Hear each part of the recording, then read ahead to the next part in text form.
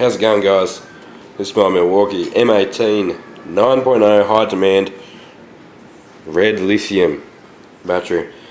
Now, Milwaukee have claimed useful in all weather, all conditions, can handle low temperatures, high temperatures, all of that.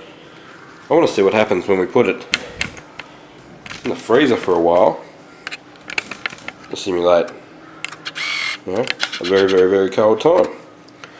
So at the moment, thermocouple says 18.6 below 0 Celsius. Let's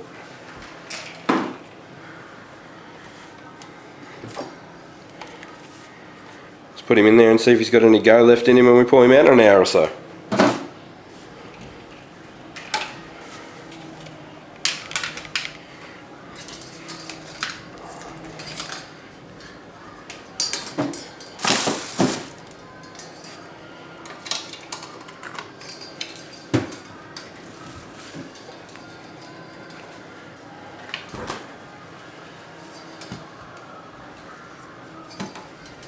Temperature on the gun's going down. It's below 0 now. That should drop right off to it's a laser up the top. Thermocouple's voltage is at the bottom. But freezer says it's at negative 18. Leave it in there for about an hour. Give it a hit with the thermal gun. See what the thermal gun says it actually is. And test it on a few different tools. Come back to you shortly. Alright, so it's been about an hour in the freezer. The freezer is at -25 Celsius.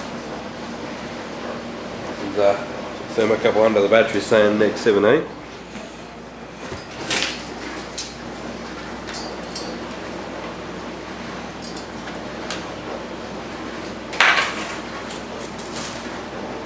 Oh.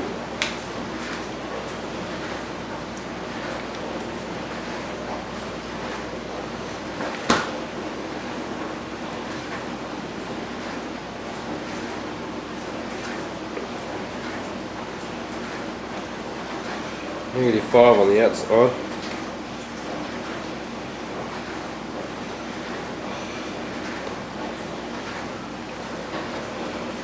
Probably not quite long enough to make it really, really cold. If I picked it up, I probably wouldn't use it if it's felt like it's normal.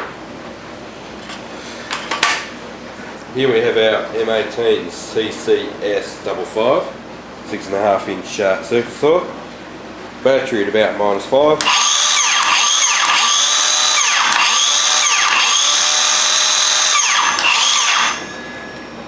Not only does it run, runs no issues. So you could be out in snow, ice, etc. Your 9.0 is still going to keep going. Let's go and have a look and see if we can find a minimum operating temperature spec on the LG HG2 cells that are in here.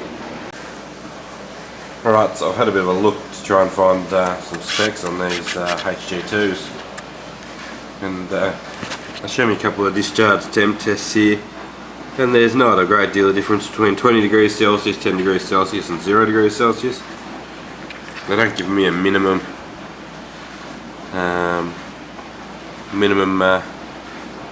temperature they can be used down to.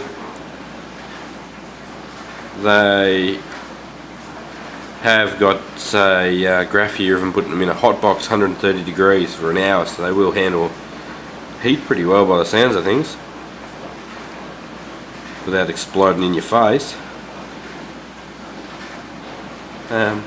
This one here was an interesting one, the capacity versus the pulse test. The pulse testing for half a second at 95 amps, which is pretty crazy.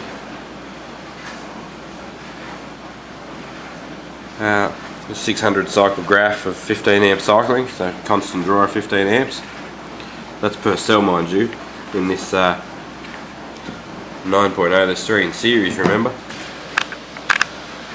So that's something to keep in mind. So that'd be a 45 amp cycle for it to be the same thing. and discharging it. 2C, you're guaranteed to get 2,900 milliamp hours out of it, which is 11 watt hours. At 30 amps you're going to get about, which would be 10C, you're getting about 8.2 watt hours out of it, so it's a little bit less, but you'd expect that with the amount of discharge you give it. It's, yeah, these can be discharged to 2 volts, no issues.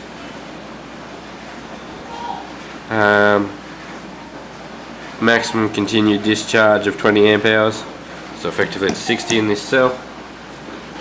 Temperature in this case hasn't affected it, and watt hours per kilogram, we're getting 240 watt hours per kilogram.